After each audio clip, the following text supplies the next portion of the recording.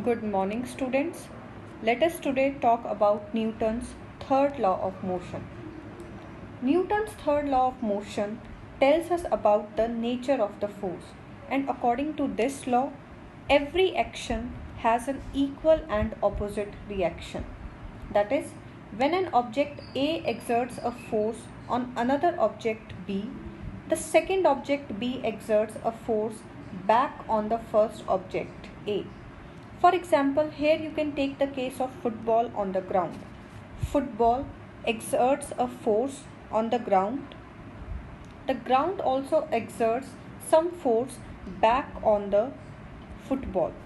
Now, the force applied by the football on the ground is called the action force, and the force applied by the ground back on the football is called the reaction force. So these two forces are always equal in magnitude. For example, if the football applies 10 Newton force on the ground also exerts 10 Newton force back on the football. Thus, these two opposing forces are known as forces of action and reaction, and these forces are always equal in magnitude but opposite in direction. And one thing to remember here, the forces of action and reaction act on two different objects. They never act on the same object. So Newton's third law of motion states that to every action there is an equal and opposite reaction. That is, the forces of action and reaction are always equal and opposite. These forces act on two different objects and never cancel each other.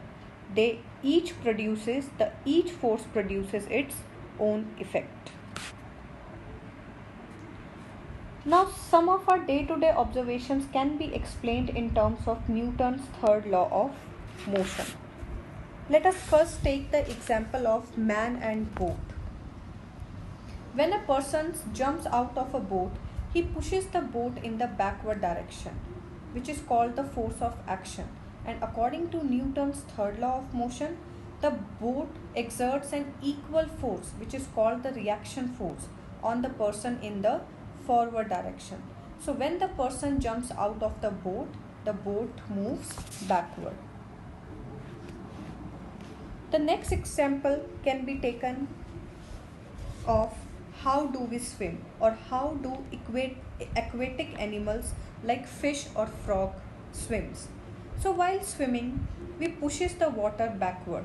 That is, we applies force in the backward direction, which is known as action force. The reaction offered by the water pushes us in the forward direction. Now the next example of Newton's third law of motion is motion of rockets. The rocket engine expels hot gases with large speed in the downward direction, and according to Newton's third law of motion, an equal and opposite reaction acting on the rocket pushes the rocket in the upward direction. Now the next and important example of Newton's third law of motion is why a gun recoils. So when a bullet is fired from a gun, the gun recoils. That is, it moves backward. So when a bullet is fired from a gun, force is exerted on the bullet and the bullet accelerates or moves in the forward direction.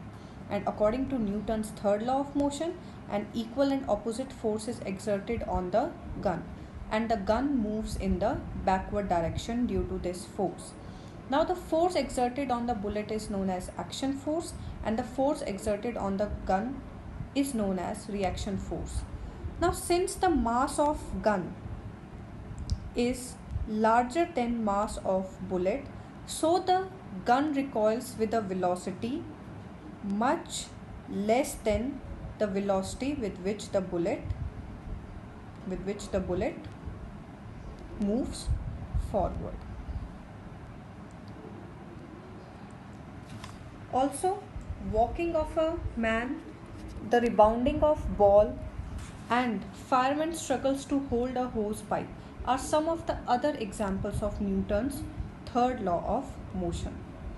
So I hope Newton's third law of motion is clear to you. It is a very simple law, that is, to every action there is an equal and opposite reaction.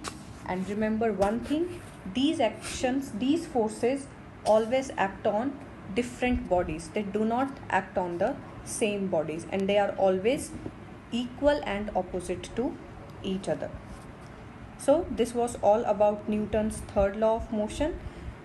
Tomorrow we are going to study about the conservation of momentum, or law of conservation of momentum, and this is the last topic of the, and this will be the last topic of the chapter. So that's it for today.